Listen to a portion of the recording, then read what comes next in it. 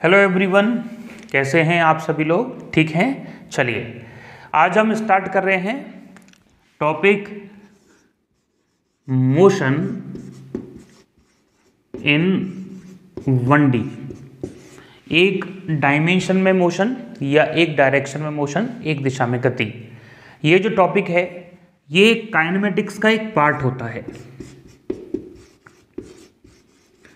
और काइनेमेटिक्स एक ऐसा टॉपिक है जिसमें कई सारे स्टूडेंट्स को थोड़ा सा न्यूमेरिकली अप्रोच लेने में तकलीफ होता है, जबकि ऐसा बिल्कुल नहीं है। इसके न्यूमेरिकली अप्रोच लेने के लिए आपको बेस पता होना चाहिए, आपको इससे रिलेटेड जो छोटे छोटे कॉन्सेप्ट हैं वो पता होना चाहिए।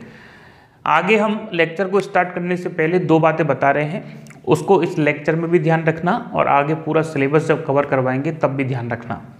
पहली बात यह है कि आपने ये सभी टॉपिक पहले पढ़ रखे हैं या नहीं पढ़ रखे, आपने पहले कितने अच्छे से फिजिक्स को पढ़ रखा है या नहीं पढ़ रखा, इन सभी बातों का लेक्चर से कोई लेना देना नहीं है। आप सभी को सभी टॉपिक इक्वली वे में समझ में आएंगे। सारे कॉन्सेप्ट बेसिक से लेके मैक्सिमम तक या 0 से लेके 100 तक बताए जाएंगे। कंटेंट को हमने अपडेट किया है, जो अभी रिसेंटली एग्जाम पेपर्स हुए हैं उसमें कौन कौन से टॉपिक्स, कौन कौन से कॉन्सेप्ट ट्रेंडिंग में हैं, कौन कौन से क्वेश्चन बार बार आ रहे हैं, उनको एक बार देखा है और इसमें जोड़ने की कोशिश की है। इसके अलावा जो सेकंड बात है जो बहुत इम्पॉर्टेंट है वो ये है कि आप का काम केवल लेक्चर को धीरे धीरे सुनना है। आप जल्दबाजी ना करें, आप हड़बड़ाहट में लेक्चर ना देखें कि ये तो मुझे आता है मैं इसको स्किप कर देता हूँ या कर देती हूँ। डिस्प्लेसमेंट क्या है? डिस्प्लेसमेंट में कुछ भी नहीं है। लेकिन ये बात ध्यान रखो कि न्यूमेरिकल करने के लिए फॉर्मूले का रिक्वायरमेंट कम होता है, समझ का ज़्यादा होता है। और समझ बनती है जब टॉपिक को अच्छे से जानते हैं, उसके कॉन्सेप्ट को समझने की कोशिश करते हैं। ठीक है, चलिए शुरुआत करते हैं मोशन की। सबसे पहला छोटा सा टॉपिक जो है, जो हमारे टॉपिक से ही लिंक करता है, वो है मोशन। मोशन का मतलब होता है किसी पार्टिकल की पोजीशन का समय के साथ बदलना। सिंपल सा डेफिनेशन है, यदि कोई भी पार्टिकल अपनी स्थिति को समय के साथ, टाइम के साथ बदल रहा है तो वो क्या होगी? मोशन। और यदि ऐसा नहीं हो रहा है, टाइम के साथ किसी भी पार्टिकल की पोजीशन नहीं बदल रही है, तो वो क्या होगा? रेस्ट में।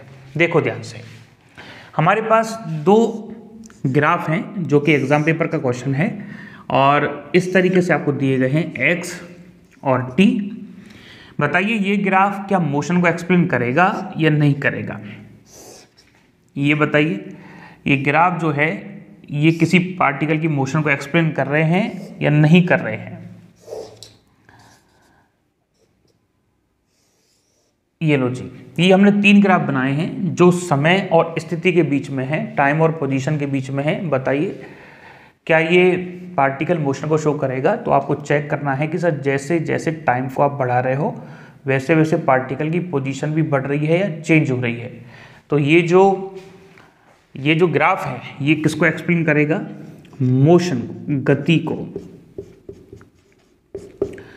ये जो ग्राफ है इसमें पार्टिकल जैसे जैसे समय बदल रहा है वैसे वैसे पार्टिकल उसी जगह पे है, पार्टिकल की पोजीशन नहीं बदल रही है। तो ये स्थिति किसकी है? रेस्ट की, मतलब विराम की। ये जो ग्राफ है ये मोशन में इंक्लूड नहीं होगा। क्यों नहीं होगा?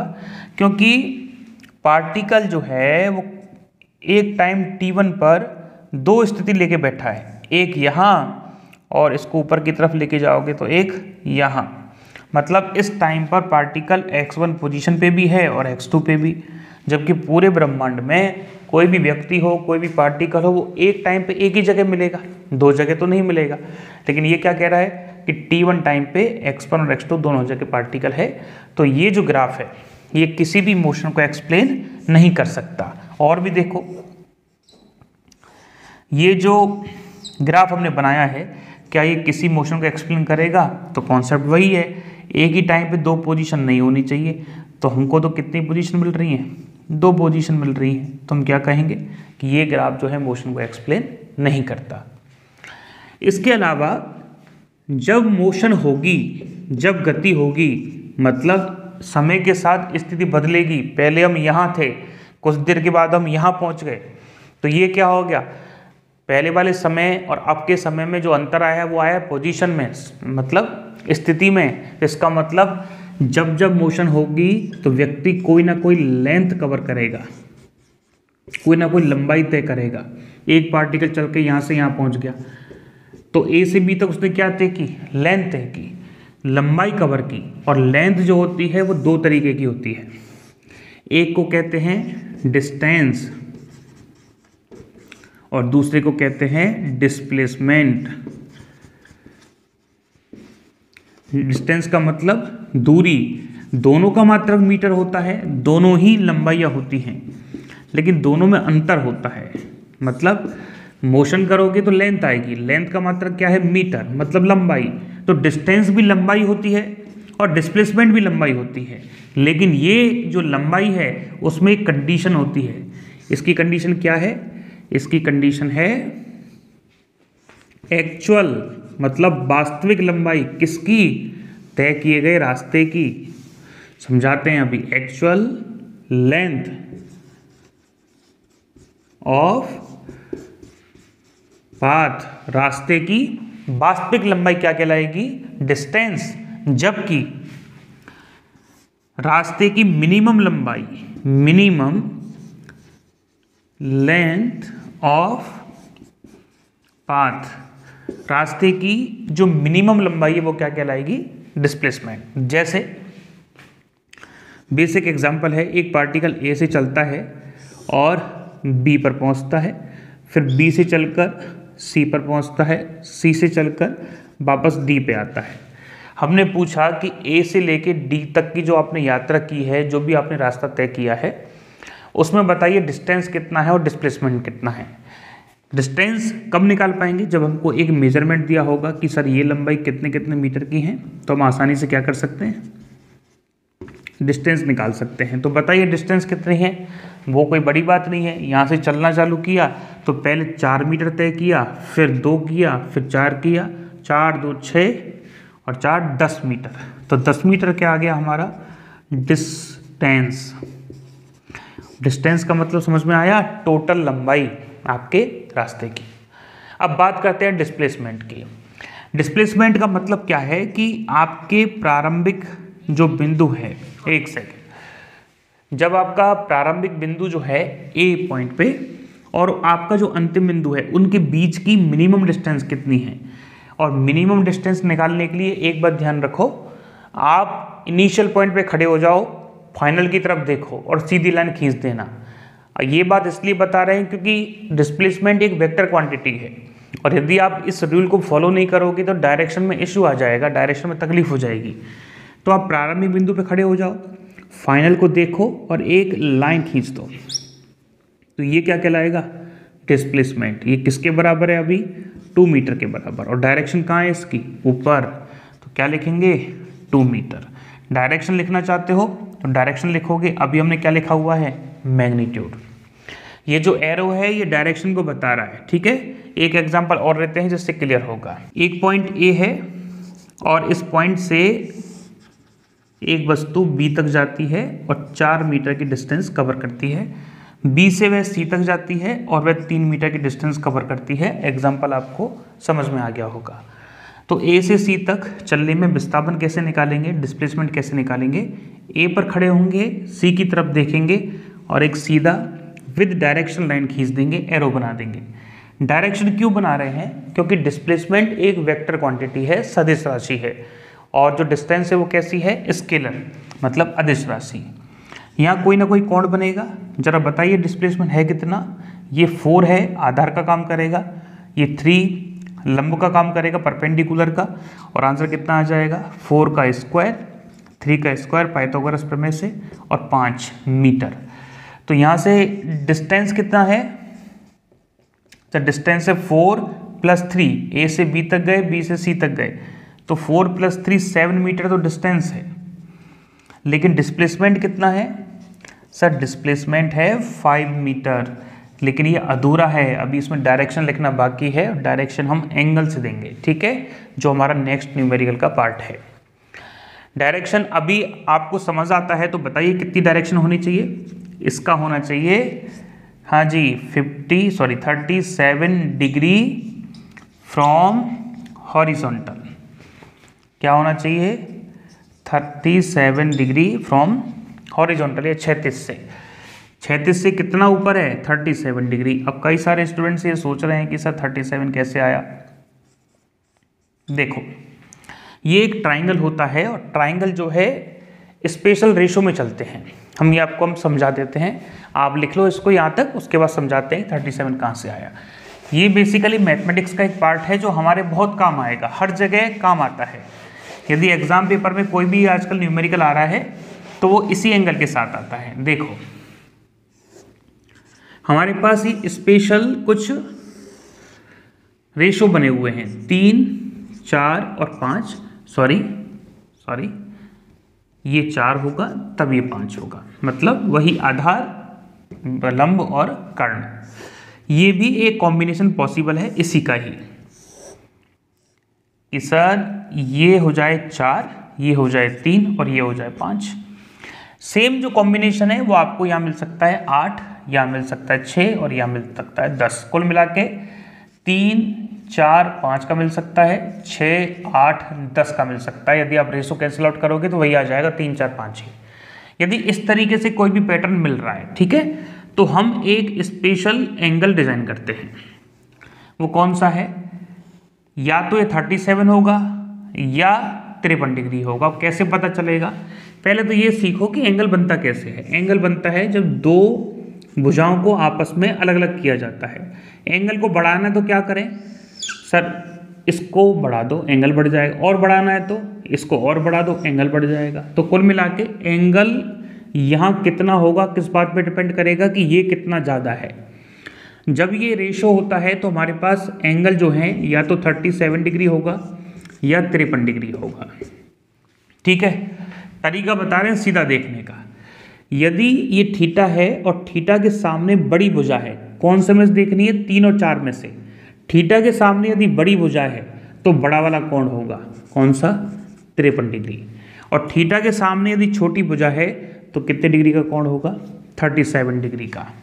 देखो और भी कंडीशन,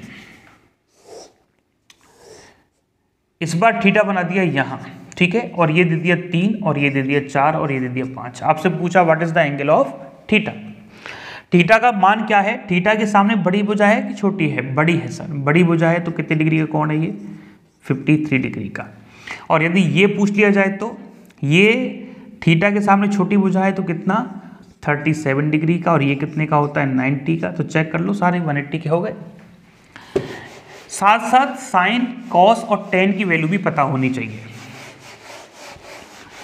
हाँ जी, यदि ये थीटा है, सामने वाला क्या होगा? लंब होगा। ये क्या होगा? आधार, बेस। ये क्या होगा? कर्ण। तो जरा बताइए साइन थीटा बराबर क्या होता है?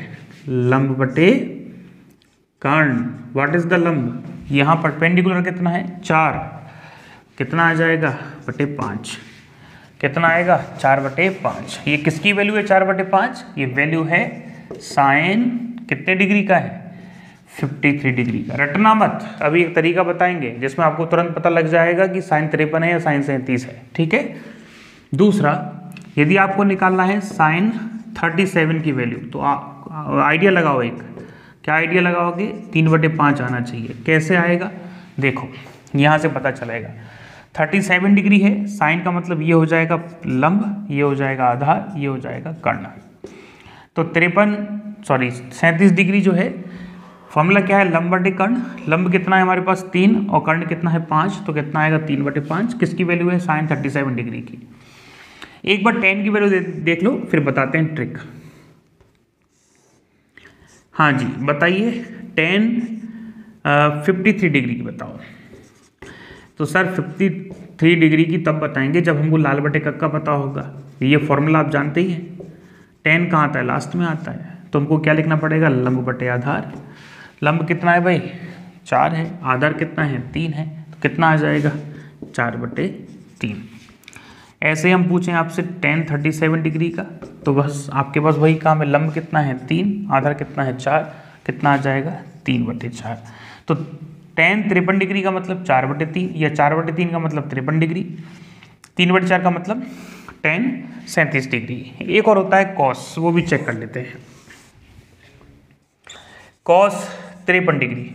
हाँ जी, कॉस क्या आ रहा है, आधार बटे कर्ण। कितना आता है, आधार बटे कर्ण। What is the aadhar, that is 3, कर्ण का मतलब 5, कितना आएगा 3/5। और कॉस 37 डिग्री कितना आना चाहिए, आधार बटे कर्ण से 4/5। चेक कर लो, 4/5। सर ट्रिक क्या है, ऐसे तो ये कंफ्यूजन कर रहे हैं, हमको पता ही नहीं चल रहा है कि 3/5 है कि 4/5 है। तो देखो, आपको पता है कि साइन थीटा और टेन थीटा ये दोनों बढ़ते हैं कब, जब थीटा बढ़ता है। थीटा बढ़ने के साथ साथ ये दोनों बढ़ते हैं। उसका कारण क्या है, क्योंकि दोनों में लंब आता है। देखो, यहाँ क्या होता है, साइन होता है, यहाँ क्या होता है, टेन होता है। तो साइन में ऊपर क्या आता है, लंब। टेन में ऊपर क्या आता है, लंब। तो साइन में ऊपर क्या आ रहा है, परपेंडिकुलर। तो परपेंडिकुलर जितना ज़्यादा होगा साइन थीटा भी उतना ही ज़्यादा होगा। तो परपेंडिकुलर यदि ज़्यादा है, 4 है, तो डिग्री कितनी होगी 53 डिग्री। और यदि परपेंडिकुलर छोटा है तो कितना डिग्री का आएगा, 37 डिग्री का। नहीं आया समझ में, आपसे किसी ने ये दे रखा है 3/5, तो आपको पता लगेगा कि यार ऊपर वाला राशि तो छोटा है, छोटा होने के कारण साइन कितना बनेगा 37 डिग्री। किसी ने दे दिया 3/4। आपको पता है साइन में तो कर्ण आता है तो 5 आ गया, लेकिन नीचे कर्ण नहीं है, नीचे आधार है, लेकिन ऊपर क्या है, छोटा। तो क्या लिखोगे, tan 37 डिग्री। किसी ने दे दिया, बताइए 4/3 का क्या होगा। आपको पता है इन दोनों में से कौन सा ज़्यादा है, ऊपर वाला ज़्यादा है, तो एंगल तो बनेगा 53 डिग्री का। अब ये पहचानना है कि ये साइन 53 है या tan 53 है। तो साइन 53 कब होगा, जब नीचे कर्ण आएगा, 5 आएगा, तब 53 डिग्री बनेगा। लेकिन अभी नीचे क्या दे रखा है, 3, और जब 3 दे रखा है तो क्या हो जाएगा, ये tan 53 डिग्री। ठीक है, लेकिन कॉस में उल्टा होता है। कॉस में थीटा बढ़ता है तो कॉस थीटा घट जाता है। देखो, जब 53 था, थीटा बड़ा था, तो कॉस थीटा क्या हुआ, घट गया। 3 कैसा हो गया, कम हो गया। 37 कोण जो है घट गया, तो हमारा जो आधार है या हमारा जो कॉस का वैल्यू है वो क्या हो गया, बढ़ गया। ठीक है, इस तरीके से अपन चेक कर सकते हैं। 99% आपको साइन और टेन का, और भी अच्छे से पूछो तो टेन का काम आता है, अच्छे से इसको समझ लेना। आगे हम चलते हैं। ये आपको समझ में आ गया कि हमारा जो डिस्टेंस है वो अदिश राशि है, उसमें कोई भी दिशा नहीं चाहिए। और जो डिस्प्लेसमेंट है मतलब विस्थापन है वो कैसी राशि है, वो है सदिश वेक्टर क्वांटिटी। लिख देते हैं, चलो तो स्पेशल पॉइंट करके लिख लो। डिस्टेंस कैसी राशि है, स्केलर मतलब अदिश, और डिस्प्लेसमेंट कैसी राशि है, वो है सदिश मतलब वेक्टर। हाँ जी, एक बात और हमको बताओ, सदिश और अदिश में क्या अंतर है। वेक्टर हम इसको क्यों बोले, डिस्प्लेसमेंट को वेक्टर इसलिए बोले क्योंकि इसमें मैग्नीट्यूड तो चाहिए, मतलब कितना मीटर है, साथ साथ इसमें डायरेक्शन भी चाहिए। तो और वेक्टर का मतलब होता भी यही है। वेक्टर का मतलब क्या है, वेक्टर का मतलब है दो चीज़ों का होना। कौन कौन सी, मैग्नीट्यूड और डायरेक्शन। पहले बचपन में परिभाषा बोलते थे ना, क्या बोलते थे, ऐसी राशि जिसके पास दिशा के साथ साथ परिमाण हो या परिमाण के साथ साथ दिशा की भी आवश्यकता हो। तो देखो लिखने का क्या तरीका होता है, कोई भी सदिश है उसके ऊपर वेक्टर लगाओ, तो ये क्या है, ये सदिश राशि को शो करेगा। इसके पास दो चीज़ें होंगी, एक उसका मैग्नीट्यूड और एक उसकी दिशा। यदि आपको दिशा निकालनी है तो क्या करोगे, मैग्नीट्यूड को नीचे लेके जाओगे तो आपको मिल जाएगा a वेक्टर अपॉन a। इस तरीके से अपन दिशा किसी भी सदिश की निकाल सकते हैं। एग्जाम्पल, एक पार्टिकल a से चलता है और जाता है b के पास, B से चलकर जाता है C के पास, और C से चलकर जाता है D के पास, और D से चलकर जाता है E के पास। यदि ये दूरी 5 मीटर है, यदि ये दूरी 3 मीटर है, यदि ये दूरी 2 मीटर है, और यदि ये 4 मीटर है, तो बताइए डिस्टेंस और डिस्प्लेसमेंट कितना होगा। और डायरेक्शन भी बताइए। तो देखो डिस्टेंस आपको समझ में आ गया होगा, डिस्टेंस का तो कोई इशू है ही नहीं। 5 और 3 8, 10 और 4 14 मीटर। कोई डायरेक्शन लगानी है? नहीं लगानी, क्योंकि कैसी राशि है? अदिश है। बात करते हैं डिस्प्लेसमेंट की। डिस्प्लेसमेंट कैसे निकालेंगे? इनिशियल पॉइंट पे खड़े हो जाओ और फाइनल को देखो जहाँ पहुँचना है, और एक सीधी डायरेक्शन के साथ लाइन खींच दो। ठीक है, तो 5 मीटर तो यहाँ तक हो गया, 5 और 2 कितने हो जाएंगे? 7 मीटर। लेकिन डायरेक्शन बताओ। डायरेक्शन एक कन्वेक्शन होता है, एक मान्यता होती है कि इधर वाली तो हम लेते हैं हमेशा +x, जिसको हम आई कैप भी कहते हैं। ऊपर वाले को हमेशा +y लेते हैं, जिसको हम जे कैप भी कहते हैं। नीचे वाले को -y लेते हैं, इसको -j कैप भी कहते हैं। इसको -x लेते हैं, -i कैप भी कहते हैं। और एक होती है बाहर की तरफ, जिसको हम z कैप या k कैप कहते हैं, और एक होती है अंदर की तरफ, वो होती है -k कैप। ठीक है, डायरेक्शन आपको पता ही होगा। तो इसके बेस पे क्या आ रही है? यहाँ आएगी +i कैप। तो ये क्या हो गया? Complete displacement. चाहो तो इसको ऐसे भी लिख सकते हो। अब हमको क्या बता रहा है कि 7 मीटर चलना है आई डायरेक्शन में। ठीक है, चलिए अब हम नेक्स्ट पॉइंट लेते हैं डिस्प्लेसमेंट और डिस्टेंस के कंपैरिजन का, और बहुत ही इंपॉर्टेंट पॉइंट है। क्या है? डिस्टेंस मतलब दूरी। दूरी हमेशा इंक्रीज होती है, बढ़ती है, कभी भी घटेगी नहीं, इंक्रीज होती है। मतलब सदैव कैसी होती है? धनात्मक होती है, पॉजिटिव होगी। और डिस्प्लेसमेंट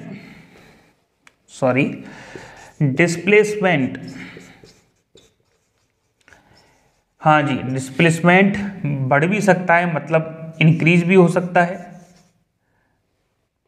और घट भी सकता है,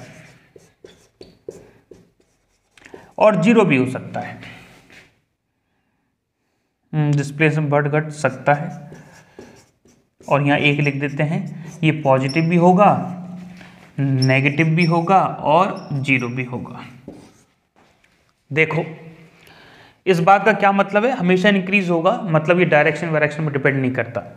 डिस्प्लेसमेंट नेगेटिव कब मिलेगा? सोचो, कोई भी लेंथ नेगेटिव हो सकती है क्या?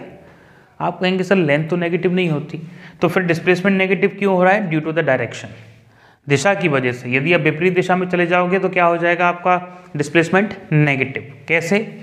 इसका एक एग्जाम्पल देखो जो एग्जाम पेपर में आया हुआ है।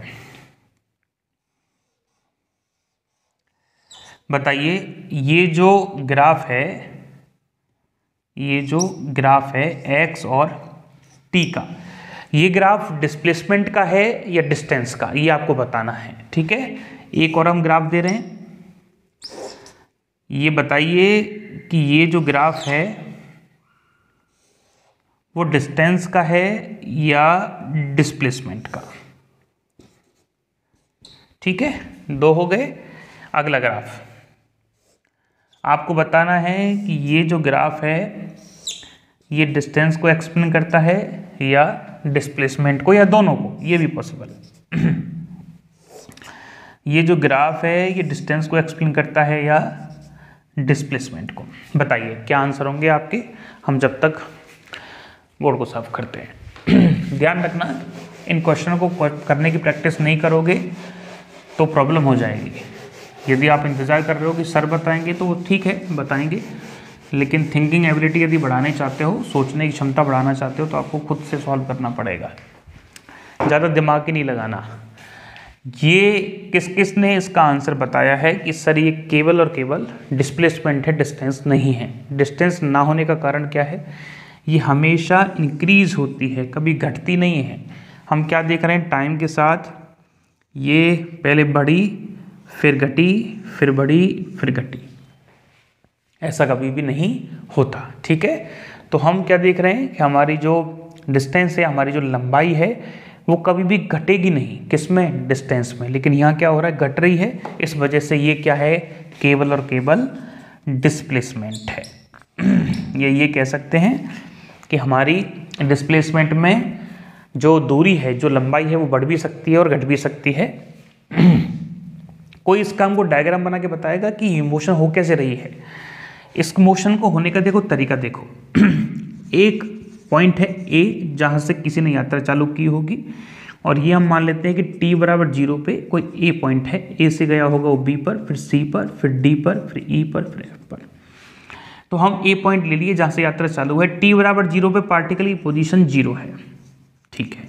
टाइम कितना है, t बराबर 0। उसने देखो ए से लेके बी तक यात्रा की है और एक डायरेक्शन की है पॉजिटिव डायरेक्शन में, और हमको क्या किया है, लेंथ को इंक्रीज किया है। फिर क्या किया है, फिर उसने लेंथ को क्या किया है, डिक्रीज किया है, और लेंथ को क्या कर दिया, डिक्रीज, मतलब वापस आ क्या होगा। फिर क्या किया है, फिर वापस लेंथ को उसने बढ़ाया है, वापस ने लेंथ को बढ़ाया है, फिर वापस डिक्रीज किया है, फिर वापस डिक्रीज किया है, फिर वापस इंक्रीज किया है। इस तरीके से इसने काफ़ी यात्रा की है।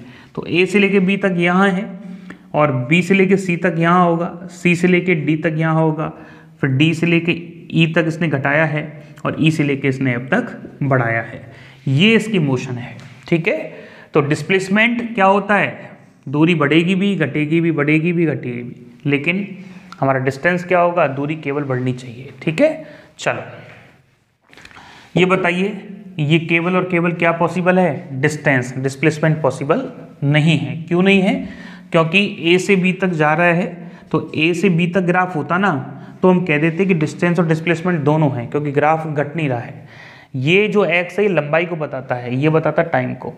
तो समय के साथ यदि लंबाई केवल बढ़ रही है तो कोई दिक्कत नहीं है, लेकिन समय के साथ लंबाई घट भी रही है तो क्या है, डिस्प्लेसमेंट होगा, डिस्टेंस नहीं होगा। कोई बताएगा इसका डिस्प्लेसमेंट कितना आ रहा है ग्राफ का, आप कहोगे सर 0।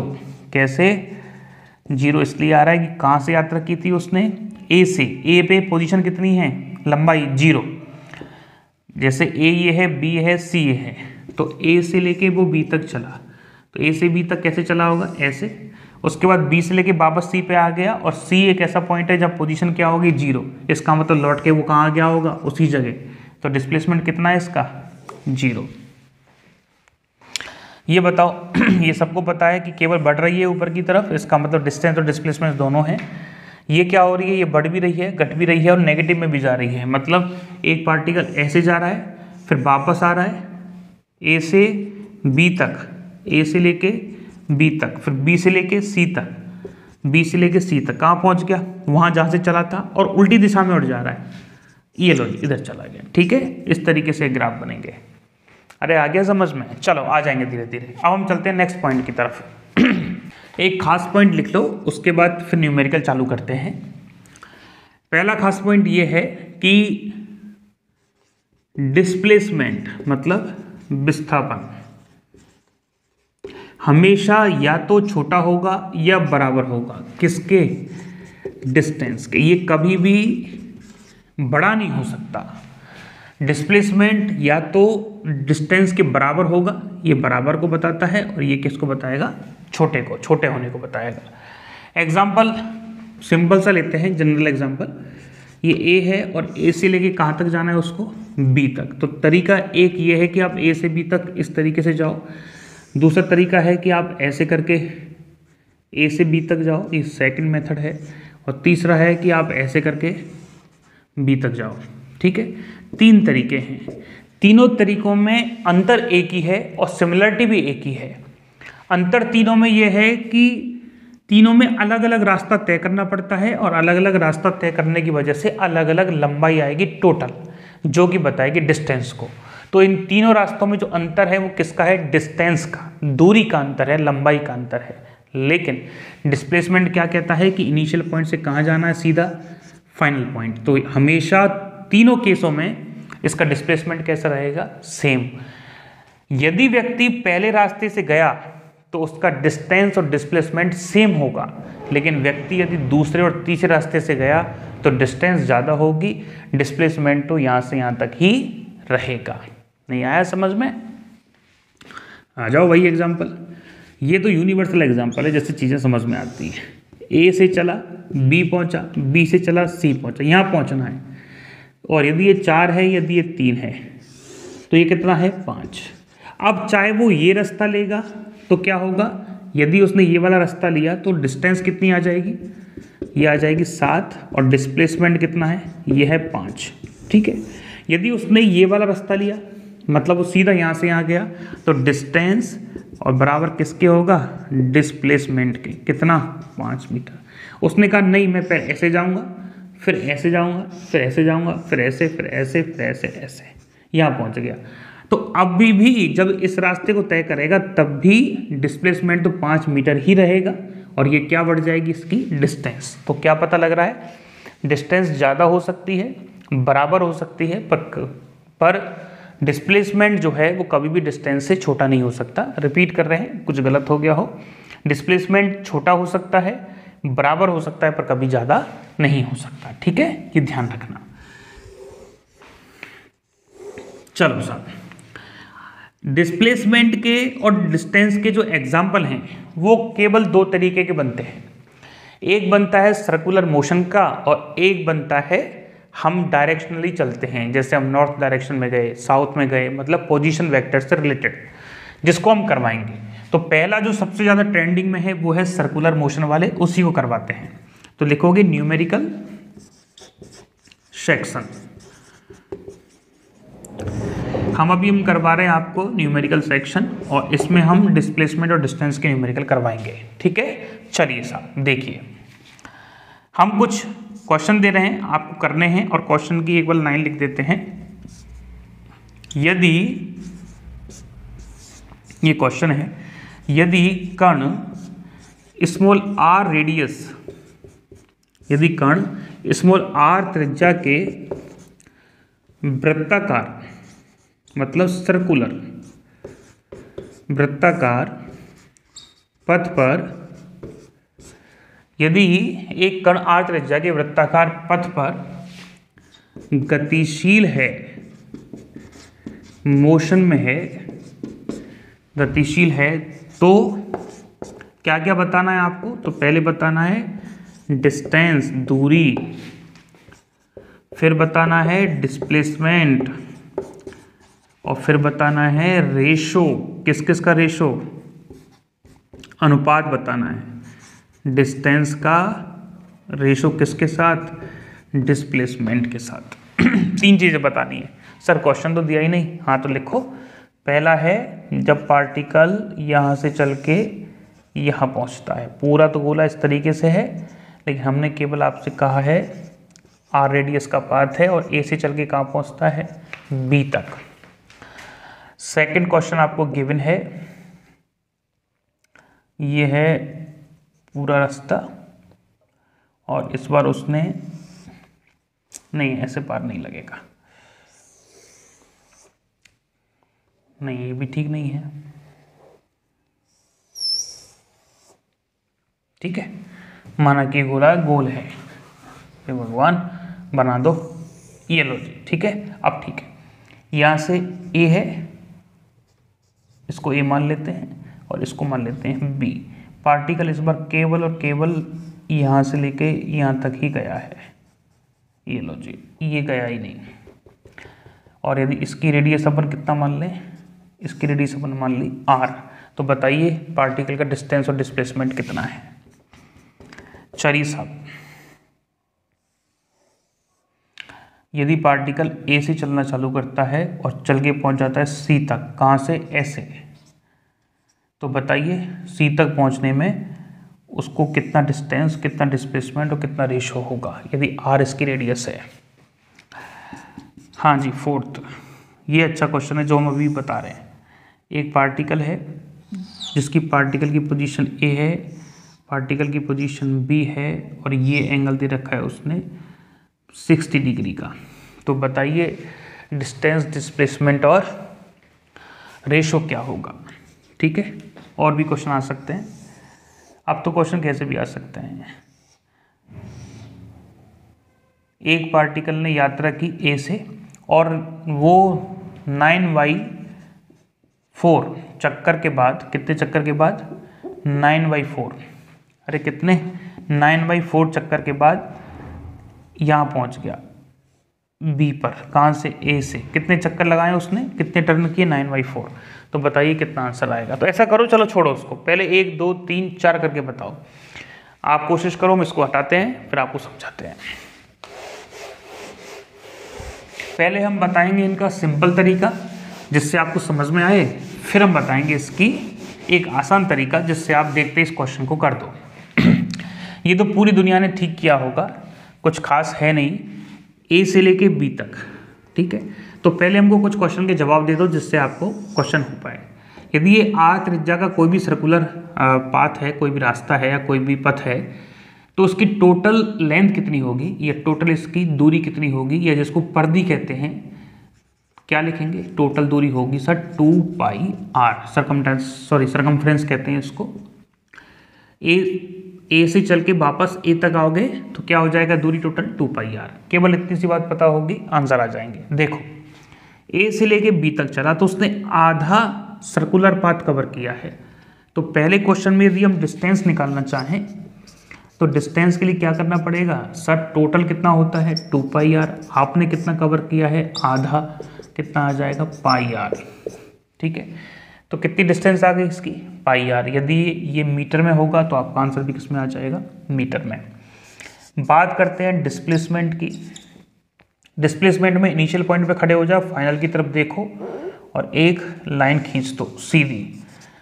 तो ये यहाँ से यहाँ तक लाइन कैसे निकालनी पड़ेगी, ये कितना है आर, ये भी कितना है आर, तो कितना आंसर आ जाएगा 2r। हम ऊपर की तरफ जा रहे हैं तो चाहे तो आप बाई कैप लगा दो या जे कैप लगा दो। कहाँ है हम, ऊपर की तरफ, नहीं है तो कोई बात नहीं, अभी मैग्नीट्यूड लिख दो, ठीक है। इसको देखेंगे तो कहाँ से चला है, ए से चल के कहाँ पहुँचा है, बी के पास। तो इसने पूरे गोले का यदि आप चेक करोगे तो केवल 1/4 पोर्शन कवर किया है, 1/4 पोर्शन कवर किया है। तो डिस्टेंस कैसे निकालेंगे, डिस्टेंस सर टोटल कितना होता है 2 पाई आर, इसने कवर कितना किया है 2 पाई आर का केवल 1/4 भाग, तो कितना आ जाएगा ये आ जाएगा सर पाई आर बाई 2, कितना आ जाएगा ये पाई आर बाई 2। अब इसका डिस्प्लेसमेंट कैसे निकालेंगे, देखो इसका डिस्प्लेसमेंट यहाँ लिख रहे हैं, इसका डिस्प्लेसमेंट कैसे निकालेंगे, ये कितना है आर, ये भी कितना है आर, कहाँ से चले थे ए से, कहाँ पहुँचना है बी, तो ऐसे लाइन खींच दो तो एक ट्राइंगल बन रहा है आर आर, और ये हमको निकालना है, ये हमारा क्या है डिस्प्लेसमेंट। तो कोई बात नहीं, आपको पता है कि यदि ये लंब है, यदि ये आधार है तो कर्ण कितना होगा आर का स्क्वायर प्लस आर का स्क्वायर रूट 2r का स्क्वायर, रूट 2 इधर रह जाएगा, आर इधर रह जाएगा, तो कितना आ गया डिस्प्लेसमेंट रूट 2r। ये है कठिन तरीके, सरल भी हैं हमारे पास, लेकिन पहले डेरिवेशन आएगा, थोड़ा सा कॉन्सेप्ट पता होगा तब वो लगा पाओगे। चलो इसको बताओ, ये तो सब बता सकते हो। ए से लेके सी तक ये हमको नहीं कवर करना है, केवल ए से लेके सी तक ही जाना है। तो देखो कितना पार्ट कवर किया है आपने 3/4। तो क्या लिखेंगे, इसका आंसर देखें, डिस्टेंस टोटल कितना है भाई 2 पाई आर, आपने कितना कवर किया है 3/4, तो कितना आंसर आ जाएगा इसका 3 पाई आर बाई 2, ठीक है। और हम डिस्प्लेसमेंट निकालें तो डिस्प्लेसमेंट में बुद्धि नहीं लगानी, कहाँ से चलना है ए से, कहाँ चलना है सी की तरफ।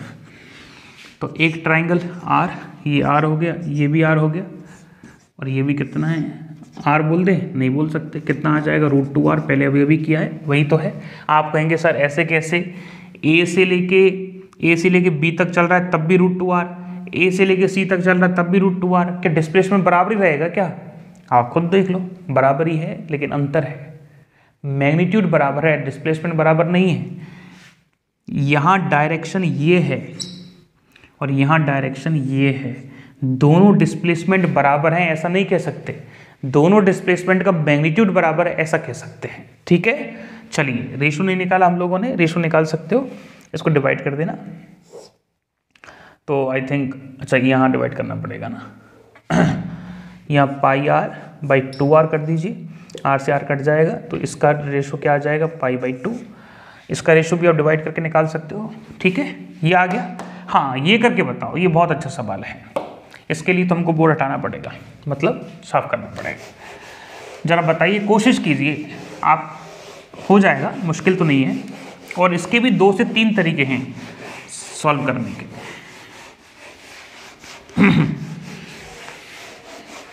देखो जी, इस क्वेश्चन को करते हैं, कैसे करें।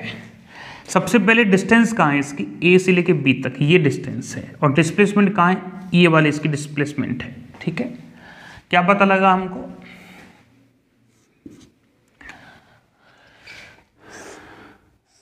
हमको ये पता लगा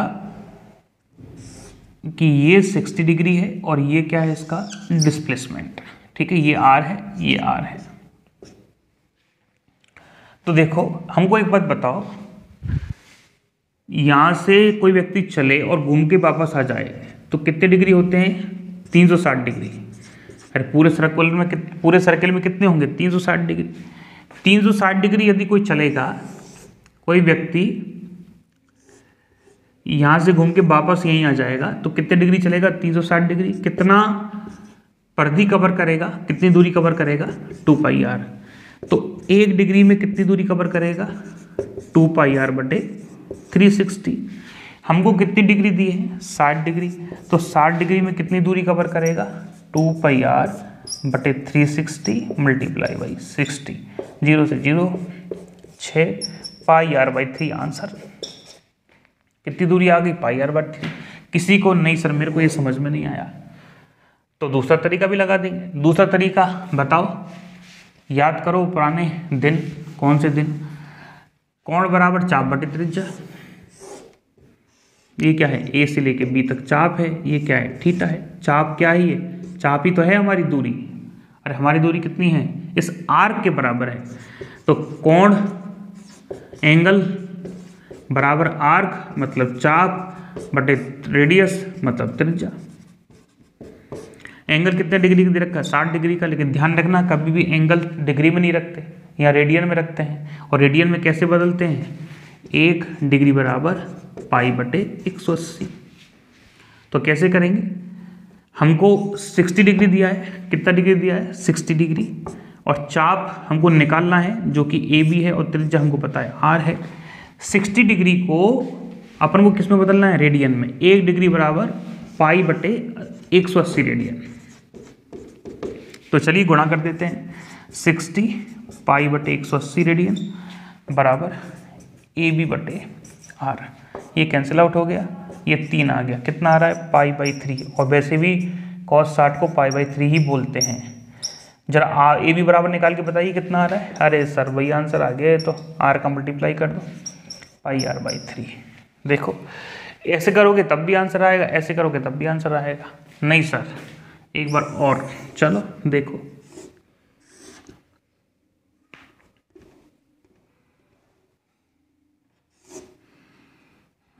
ये लो जी 45 डिग्री। बताइए कितना डिस्टेंस है, कितना डिस्प्लेसमेंट है।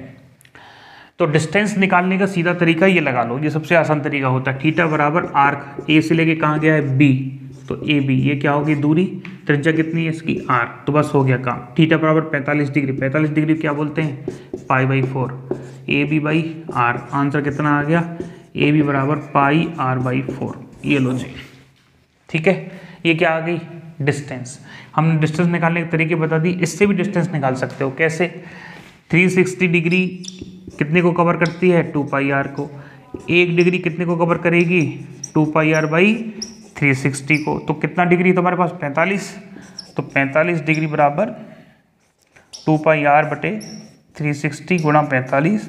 ये कितनी बढ़ जाएगा, आई थिंक 8 बढ़ जाएगा। तो पाई आर बाई 4 आ गया।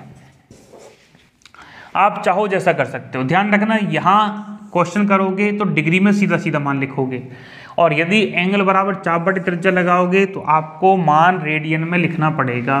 ये ध्यान रखना। बस वापस बता रहे हैं, यदि इस कॉन्सेप्ट से करोगे तो आपको एंगल डिग्री में लेके चलना है। यदि आप एक पैटर्न बनाना चाहते हो तो, बाकी का समझ गए हो फिर तो कोई दिक्कत ही नहीं है। और यदि ये वाला कॉन्सेप्ट लगाओगे तो आपको रेडियन में लिखना पड़ेगा, पाई आर बाई 3। रेडियन का मतलब क्या है, जिसमें पाई आ रहा हो वो रेडियन होगा। यहाँ तक बात क्लियर है। लेकिन अभी हमने इसका डिस्प्लेसमेंट नहीं निकाला, केवल डिस्टेंस निकाली है। तो हम इसको एक बार साफ करते हैं, फिर वापस से डिस्टेंस निकालते हैं। देखिए डिस्टेंस निकालने के कितने तरीके बता दिए, 2। कौन कौन से, पहला तो यही बताया था सर, 360 डिग्री बराबर कितना होता है, 2 पाई आर। तो 1 डिग्री बराबर कितना होता है, 2 पाई आर बाई 360। और हमको यदि थीटा डिग्री निकालना है तो डिग्री में मान लिखो, तो कितना आ जाएगा 2πr/360 multiply by theta degree. तो यहाँ लिख देना, यहाँ जो आप थीटा इस्तेमाल करोगे वो डिग्री में करोगे, ठीक है। दूसरा जो तरीका बताया था हमने निकालने का, वो बताया था कोण बराबर चाप मतलब आर्क बटे रेडियस मतलब त्रिज्या। चाप हम मान लेते हैं कोई भी ए बी और त्रिज्या मान लेते हैं आर, तो ए बी बराबर क्या आ गया थीटा इंटू आर, बस ये आंसर आ गया। लेकिन थीटा कितना होना चाहिए यहाँ पे रेडियन में, ये लो जी आंसर आपके सामने, ठीक है। अब कोई भी क्वेश्चन आ जाए आपको कभी भी डिस्टेंस के लिए परेशान नहीं होना। हाँ एक चीज़ और है, एक क्वेश्चन में हो सकता है हम जो पुराने अभी क्वेश्चन लिखवाए थे ना वो पूरे करवाएंगे, डिस्टेंस निकलवाएंगे, डिस्प्लेसमेंट निकलवाएंगे, लेकिन पहले सीख लो। एक जगह हम ये सारे कॉन्सेप्ट लिख देंगे ना तो फिर तकलीफ नहीं आएगा। डिस्टेंस के क्वेश्चन जो हैं वो दो तरीके तो बता दिए, तीसरे में क्या होता है कभी कभार वो चक्करों की संख्या दे देता है। मतलब एक तरीका क्या है, एक तरीका ये है जैसे अभी हम कर रहे थे ना कि माना केवल वो आधा मतलब 1/4 कवर किया है तो 1/4 गुणा 2πr। ये क्या कॉन्सेप्ट है, ये होता है जब टर्न नंबर ऑफ टर्न मतलब चक्करों की संख्या, कभी कभार क्वेश्चन में क्या दी जाती है चक्करों की संख्या, जब चक्करों की संख्या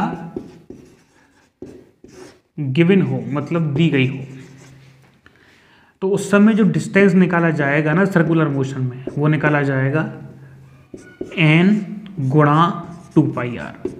n क्या है, n है चक्करों की संख्या, n क्या है चक्करों की संख्या। कुछ आया समझ में? नहीं सर, वापस समझाओ। देखो हमने कहा कि एक आर त्रिज्या के वृत्ताकार पथ में एक कण 2 चक्कर पूरे करता है। कितने चक्कर पूरे करता है? 2। बताइए कितनी डिस्टेंस होगी? एक चक्कर में कितना दूरी 2πr, तो 2 चक्कर में कितना 4πr, आंसर हो जाएगा। उसने कह दिया कि बताइए एक कण जो है वो वृत्ताकार पथ में आर त्रिज्या के वृत्ताकार पथ में 3/2 चक्कर पूरे करता है। कितने चक्कर पूरा करता है? n बराबर 3/2। तो ज़्यादा कोई दिक्कत नहीं करनी, सीधा लिख दो डिस्टेंस बराबर 3/2 गुणा 2πr। आंसर आपके सामने आज 2 से 2 कट जाएगा, आंसर कितना आ जाएगा 3πr। ठीक है, आप चाहो तो क्वेश्चन के फॉर्मेट में लिख दो, एक स्मॉल आर त्रिज्या के वृत्ताकार पाथ में कोई भी कण या पार्टिकल 3/2 चक्कर पूरे करता है तो डिस्टेंस कितना होगा। और डिस्प्लेसमेंट कैसे निकालेंगे, डिस्प्लेसमेंट निकालना भी इसमें बाकी है। ठीक है, तो ये जो 3 तरीके हैं ये डिस्टेंस निकालने के हैं। अब हम जो तरीके बता रहे हैं वो डिस्प्लेसमेंट निकालने के होंगे और फिर हम लेंगे न्यूमेरिकल एक बार और। अभी हम देखते हैं डिस्प्लेसमेंट निकालने के तरीके, डिस्टेंस निकालने के 3 तरीके बता दिए, न्यूमेरिकल अभी करवाएंगे। तो लिखिए साहब डिस्प्लेसमेंट कैसे निकालेंगे। देखो जनरल जो मेथड है वो होता है 2r sin θ/2। ये क्या बता दिया सर, ये है जनरल मेथड। और बाकी का अब तक जो हमने की वो थी कलाकारी। कलाकारी से मतलब हम घर के मेथड लगा रहे थे जब तक लग रहे थे। जैसे एक पार्टिकल ने, है ना, हम घर के मेथड लगा रहे थे, जैसे ए से चला और बी तक चला तो हम कैसे कर रहे थे, ऐसे। ये r मिल रहा था, ये r मिल रहा था तो कितना कर देते थे √2r। ए से लेके कोई व्यक्ति सी तक चला तो हम कैसे डिस्प्लेसमेंट करते थे, ऐसे करके, यहाँ से लेके यहाँ तक कितना आता था आंसर 2r।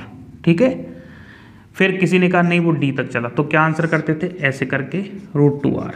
लेकिन किसी ने कह दिया, जैसे अभी हमने दिया ना आपको कि एक वो केवल 60 डिग्री चला है ए से लेके बी तक, तो बताइए डिस्टेंस कितना होगा। तो डिस्टेंस निकालने का तरीका बता दिया था, थीटा बराबर चाप कितना है ए बी, त्रिज्या कितना है आर, 60 को क्या लिख सकते हैं π/3, अभी बताया था लिखना, ए बी बाई आर। तो ए बी कितना आ गया, मतलब दूरी कितना आ गया πr/3।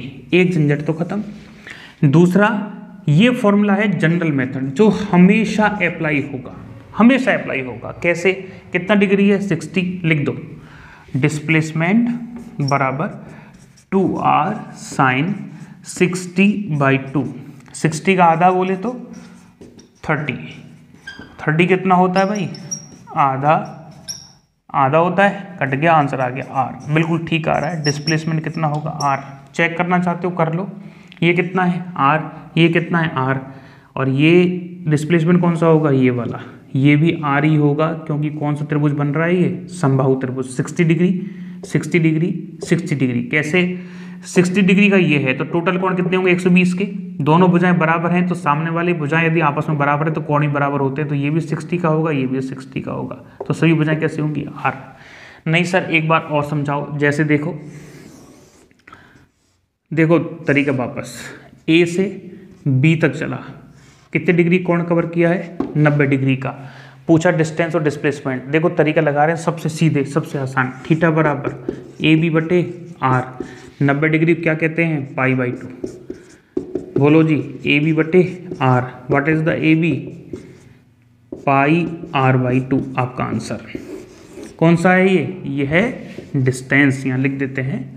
अभी हम निकाल रहे हैं डिस्टेंस, अब हम क्या निकालने जा रहे हैं डिस्प्लेसमेंट। डिस्प्लेसमेंट कैसे निकालेंगे, एक ही फॉर्मूला लगा दो, ज़्यादा झंझट नहीं करना, 2r साइन, हाँ जी क्या बोलते हैं इसको 90 डिग्री बाई 2, 2r साइन, हाँ जी कितना आएगा ये 45, कोसाइन 45 1/√2। देखो यह 2 है ऊपर, या नीचे √2 है, तो कितना आ जाएगा √2r।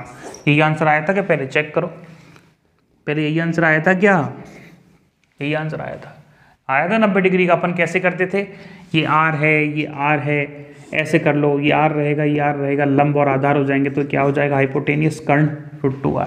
ऐसे भी कर सकते हो, छोड़ो दिमाग नहीं लगाना तो ज़्यादा, ठीक है। क्वेश्चन नंबर 2 हो गए, अब तीसरा क्वेश्चन देखते हैं।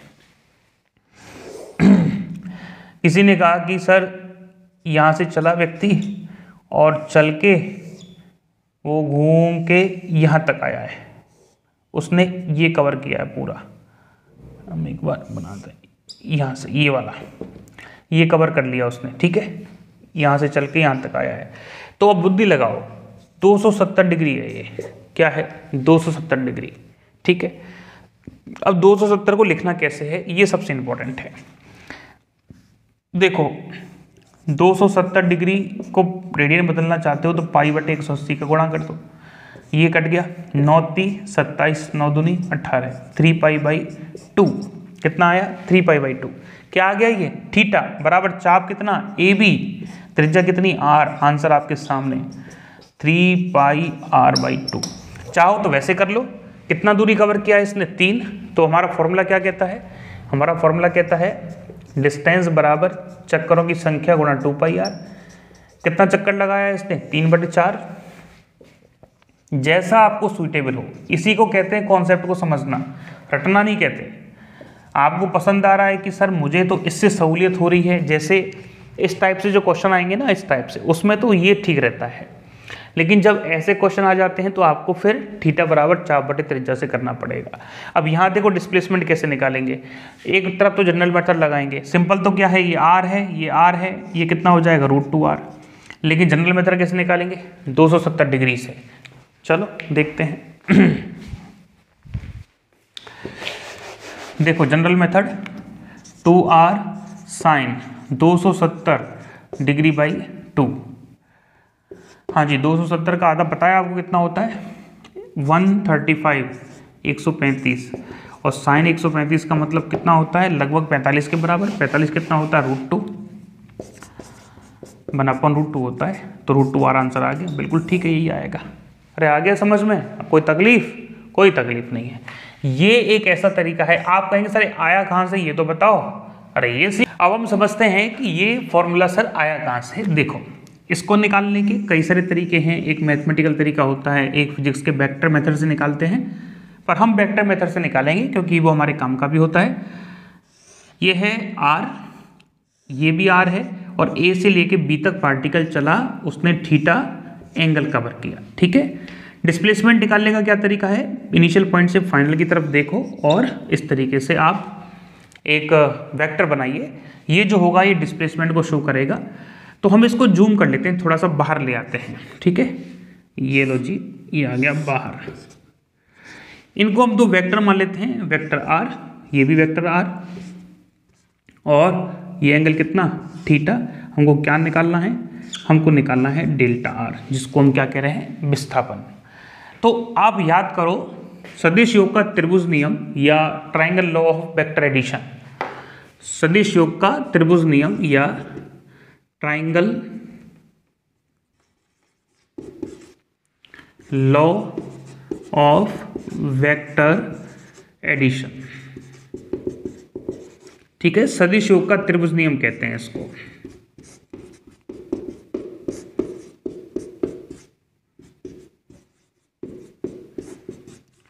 हाँ जी, ये नियम क्या कहता है, ये कहता है कि यदि कोई वेक्टर की डायरेक्शन है और उसी डायरेक्शन में या क्रमागत भुजा में दूसरा वेक्टर है, दो सदिश यदि क्रमागत हैं मतलब सीक्वेंस में हैं, तो तीसरा विपरीत या अपोजिट सीक्वेंस वाला इसके एडिशन को शो करेगा।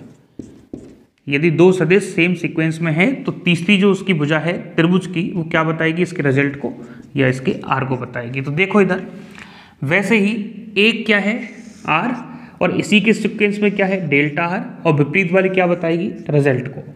तो देखो हम क्या लिखेंगे, आर वेक्टर, यहाँ से फिर सेम सीक्वेंस में क्या जा रहा है, डेल्टा आर वेक्टर, और इक्वल टू क्या आ रहा है, आर वेक्टर। ठीक है, इस मेथड से।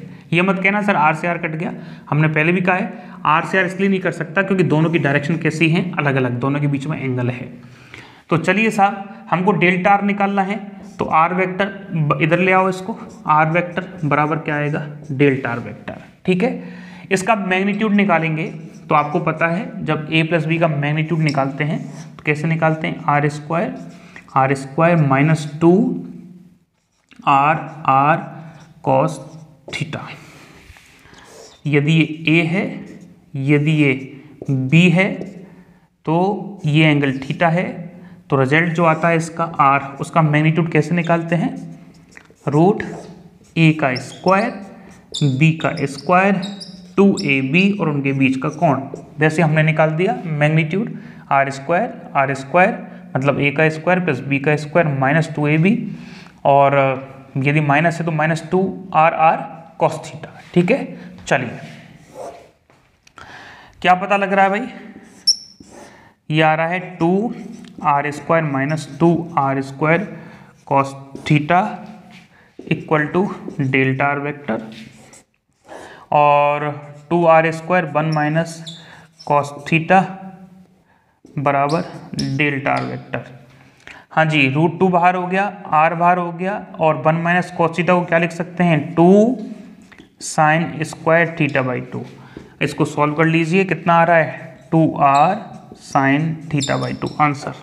ठीक है, तो कुल मिला के इस डिटेल में ना जाके आप तो ये ध्यान रखो, आगे हम जब वेक्टर पढ़ाएंगे तो ऐसे डिटेल कई सारी आएंगी, क्योंकि आगे आपको पता चलेगा डिस्प्लेसमेंट का तो 2r साइन थीटा बाई 2 होता है। यदि वेलोसिटी में परिवर्तन निकाला जाए तो उसका भी सेम यही होता है, 2b साइन थीटा बाई 2। यदि संवेग में परिवर्तन निकाला जाए तो 2p साइन थीटा बाई 2। कुल मिला के दो वेक्टर में यदि कभी भी डिफरेंस निकाला जाएगा तो यही तरीका काम आता है। ठीक है, इस तरीके से प्रूफ कर सकते हैं, और भी तरीका होता है मैथमेटिकल तौर पे, उसको रहने देते हैं, वो इंपॉर्टेंट है भी नहीं, और हमको तो मेन ये इस्तेमाल करना है। ठीक है, कुछ और एग्जाम्पल करवा रहे हैं जिससे आपको क्लियरिटी और आए। हाँ जी, अगला क्वेश्चन देखिए, काफ़ी अच्छा क्वेश्चन है, कोशिश कीजिएगा करने की। एक कण r रेडियस के वृत्ताकार, एक कण r रेडियस के वृत्ताकार पथ में 7/4 चक्कर पूरे करता है। कितने करता है, 7/4 चक्कर पूरे करता है। तो डिस्टेंस तथा डिस्प्लेसमेंट बताइए, का अनुपात बताइए। ठीक है, जो एग्जैक्ट क्वेश्चन है उसी को ले लेते हैं। हाँ जी, तो एक चीज़ तो बड़ी आसान है, समझ में आ रही होगी देखते ही। सर डिस्टेंस का तो आपने बहुत आसान बताया था, डिस्टेंस बराबर होता है नंबर ऑफ चक्करों की संख्या और 2πr। चक्करों की संख्या कितनी दी है उसने, 7/4, क्या लिख दोगे, 2πr, तो कितना आ रही है, 7πr/2। ये तो कोई दिक्कत नहीं है सर, ये तो बढ़िया है। अब बात ये आती है कि हमको क्या निकालना है, डिस्प्लेसमेंट। चलिए साहब डिस्प्लेसमेंट की खोज करते हैं। डिस्प्लेसमेंट कैसे निकालें, इसके 3 तरीके हैं। हाँ जी, 3 तरीके हैं डिस्प्लेसमेंट निकालने के इस क्वेश्चंस में। पहला तरीका देखो, 7/4 को कैसे लिख सकते हो बताओ? 2 - 1/4 लिख दें। 2 - 1/4, हाँ सर ये लिख सकते हैं। अच्छा ऐसे लिख दें क्या? 2 - 1/4 लिख सकते हैं। 3 + 1/4 जरा देखना। नहीं ये नहीं हो पाएगा, आई थिंक यही बढ़िया रहेगा। अच्छा 1 + 3/4 लिख दें क्या? 1 + 3/4 लिख दें, हाँ सर लिख दो। उसने कहा है 7/4 चक्कर, इसका मतलब 1 + 3/4 मतलब एक चक्कर तो कंप्लीट, और बाकी का चक्कर कौन सा है, 3/4। कैसे गति होगी, यहां से चलना चालू किया तो एक चक्कर तो क्या लगाएगा वो कंप्लीट, फिर कितना कवर करेगा वो 3/4। तो कुल मिला के पार्टिकल कहाँ पहुंचेगा, यहाँ। कितने चक्कर के बाद, 7/4 चक्कर के बाद। तो आंसर सीधा सीधा कितना आ रहा है, √2r। नहीं आया समझ में, समझाते हैं। पूरे चक्कर जब वो गति करेगा ना, ए से लेके बी तक, ए से लेके वापस ए तक, तो कभी भी डिस्प्लेसमेंट नहीं होता। जहां से चला वहीं आ गया। फॉर एग्जाम्पल ए से चला और ए से चल के वो वापस ए पर आ गया, तो डिस्प्लेसमेंट कितना, 0, क्योंकि जहां से चला वहीं आ गया, कोई डिस्टेंस है ही नहीं। ठीक है, अब सोचो उसने जब पहला चक्कर किया होगा, यहां से चल के वापस यहां आया होगा, तो डिस्प्लेसमेंट कितना हो गया, 0। तो इसकी वजह से डिस्प्लेसमेंट कितना, 0। फिर उसने 3/4 और किया है, तो यहां से चल के कहाँ आया है वो, यहां तक। तो यहां से लेके यहां तक की जो डिस्टेंस है उसके बीच में डिस्प्लेसमेंट ऐसे निकालेंगे। तो ये डिस्टेंस तुमने पहले निकाल रखी है, √2r आया। दूसरा तरीका ऐसे भी कर सकते हो, 2 में से 1/4 घटाओगे तब भी वही रहेगा। 2 चक्कर का मतलब क्या है, 2 चक्कर ऐसे पूरे लगेंगे, उनमें से 1/4 घटाना है, तो बेहतर ये रहेगा प्लस वाला, माइनस वाला बेहतर नहीं रहता। एक तरीका और है, लेकिन उस तरीके को बताने से पहले जो बहुत आसान है, उसमें ऐसा करने की भी जरूरत नहीं पड़ती। लेकिन उससे पहले आप एक सवाल करके बताओ, यदि हम इसको यहाँ पे 9/4 कर दें तो आपका आंसर क्या होगा। जैसे 9/4 करेंगे तो यहाँ तो एक हो जाएगा 9, और ये कितना आ जाएगा, 9πr/2, क्योंकि यही तो आएगा। ठीक है, अब 9/4 में 2 यदि ये 9 है तो 2 + 1/4 क्या लिखेंगे, 2 + 1/4। चेक करो 9/4 आ रहा है। इसका मतलब क्या हो गया, इसका मतलब ये हो गया कि सर 2 चक्कर तो क्या हैं, कंप्लीट हैं, और कंप्लीट चक्कर का डिस्प्लेसमेंट कितना होता है, 0, और 1/4 लगाएगा, मतलब यहां से लेके कहां पहुंचेगा, यहां तक, केवल इतना चक्कर लगाएगा। तो हम क्या लिखेंगे, इसका होगा √2r। तो आंसर अभी भी कितना आएगा, √2r। चित्र बनाना चाहते हो 2 चक्कर पूरे लगाओ, पहला दूसरा और 1/4, और चलो ये लो जी चल गए। तो ये वाला हमने कवर कर लिया, ये वाला कितना आ जाएगा, √2r। अच्छा किसी ने 11/4 दे दिया तो, अब सर ये ज़्यादा हो रहा है, ज़्यादा कैसे हो रहा है, करके देखो कैसे आएगा। सर यहाँ पे 3 कर दें तो 8 और 3 11 हो गए, तो 11 हो जाएंगे, तब क्या होगा, केवल यहाँ पे कितना आ जाएगा, 11। कितना आएगा यहाँ पे, 11, और आंसर अभी भी क्या रहेगा, √2r। एक क्वेश्चन और करो फिर खत्म करते हैं, तरीका बताते हैं। 11/2 11/2 चक्कर करता है, अब कितना आंसर आएगा, 11/2 करेंगे, 2 से कटेगा तो 11πr। लेकिन यहाँ क्या इशू आएगा, अब देखो 11/2 कब मिलेगा अपन को, इसको हटा देते हैं, 1 सेकेंड। चलिए हाँ जी, 11/2 चक्कर पूरे किए हैं उसने, 11/2 टर्न पूरे किए हैं। तो बताइए इसको क्या लिख सकते हैं, याद है आपको कुछ, क्या लिख सकते हैं सर, आई थिंक 5 + 1/2 लिख दें। 5 दूनी 10 और 11/2, मतलब 5 चक्कर तो कैसे हैं, कंप्लीट, और कंप्लीट चक्कर का डिस्प्लेसमेंट कितना, 0। तो कुल मिला के आधा चक्कर ही तो करना है अपन को, यहाँ से चल के यहाँ पहुँच जाओ, कितना हो गया, 2r। आंसर कितना आ जाएगा, 2r। रेशो कैसे निकालोगे, 11πr डिस्टेंस है, ये कट गया, 11π/2 आंसर आ जाएगा, किसका, इसका। अब आप कहेंगे सर वो ट्रिक बता दो फटाफट, जिससे आप जल्दी करने की सॉल्व कह रहे थे कि इस तरीके से ना करना पड़े। देखो उसने 11/2 दिया, ठीक है, तो 2 का भाग 11 में लगाओ, कितना जा रहा है 5.5। इसका मतलब 5 प्लस 0.5, 5 में पूरे चक्कर हो गए और 1.5 में आधा चक्कर हो गया। आया, जैसे हमने पहले दिया था 7/4, डिवाइड करो सर 1.75, इसका मतलब एक चक्कर तो पूरा और 0.75 मतलब 0.75 और लगाना है। तो पता लग रहा है 1 + 0.75 कर दो, और इसी को कितना लिख सकते हैं 3/4, इसको 1 लिख सकते हैं। आप यहीं से पता लग जाएगा, एक चक्कर तो पूरा लगेगा, डिस्प्लेसमेंट 0, 0.75 का मतलब 75% चक्कर और लगाएगा, तो कितना आ जाएगा √2r। जैसे 9/4 है तो डिवाइड करो, कितना आ रहा है 2.25, इसका मतलब 2 चक्कर तो पूरे लगाएगा और 25% चक्कर और लगाएगा, तो यहाँ से चल के कहाँ पहुँचेगा, यहाँ पे, इस तरीके से। ठीक है, ये कॉन्सेप्ट होता है। चलिए अगला न्यूमेरिकल लेते हैं।